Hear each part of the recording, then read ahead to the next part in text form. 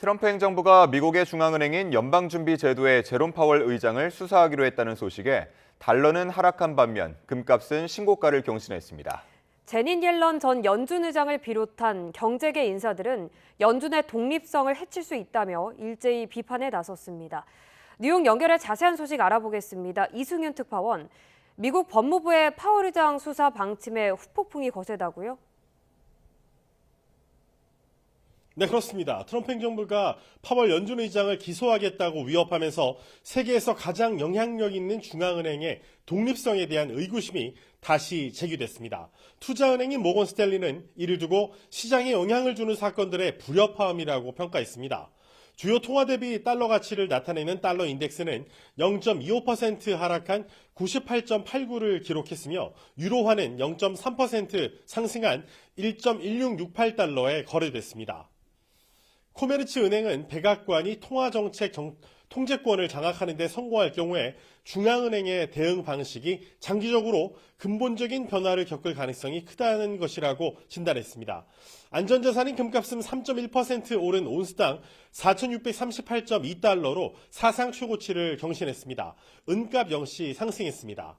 파월 의장은 미국 법무부의 연준 수사는 금리 인하를 압박하는 것이라며 이례적으로 강력한 거부 의사를 공개적으로 밝혔습니다.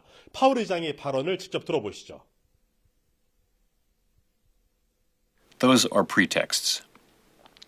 The threat of criminal charges is a consequence of the Federal Reserve setting interest rates based on our best assessment of what will serve the public, rather than following the preferences of the president. 미국 정재계 인사들의 반발도 잇따르고 있다고요? 네, 그렇습니다. 제닛 옐런 전 연준 의장은 중앙은행의 독립성을 훼손할 것이라고 경고했습니다.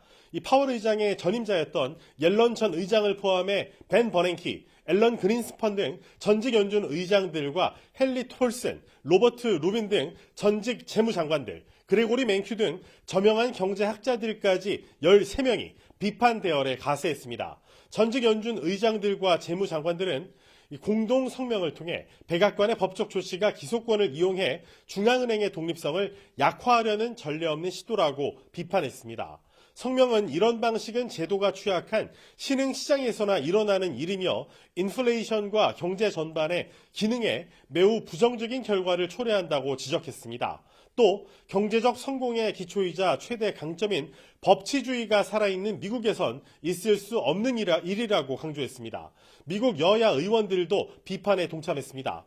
민주당 존 패터먼 상원 의원은 파월 의장을 지지하며 이번 수사는 파월 의장을 사퇴시키거나 임기 조건을 압박하기 위한 수단으로 보인다고 말했습니다. 미 상원 은행위의 민주당 간사인 엘리자베스 워런 의원은 트럼프 대통령은 파월 의장을 몰아내고 자신의 입맛에 맞는 연준 의장을 임명해 연준을 장악하려 한다고 비판했습니다. 공화당 톰 틸리스 의원은 이번 수사가 완전히 해결될 때까지 트럼프 대통령이 지명하는 어떤 연준 후보자도 상원 인준을 통과시키지 않겠다고 선언했습니다. 같은 공화당의 리사 머카우스키 상원 의원도 연준이 독립성을 잃으면 시장의 안정성과 경제 전체가 고통받게 될 것이라며 틸리스 의원의 계획에 지지를 표명했습니다. 평소 파월을 비판해왔던 공화당 소속의 케빈 크레이머 상원 의원조차 파월 의장이 범죄자라고 생각하지 않으며 이 형사 조사가 빨리 마무리되길 바란다고 말했습니다.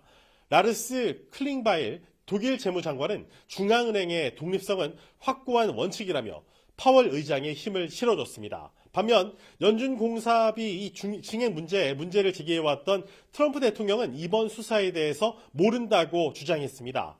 또 친트럼프 성향의 마이크 존슨 미 공화당 소속 하원 의장도 사법부는 자기 일을 하고 있는 것이고 혐의가 엄중하니 지켜봐야 한다며 트럼프 행정부의 파월 의장 수사를 사실상 측면 지원했습니다. 지금까지 뉴욕에서 YTN 이승윤입니다.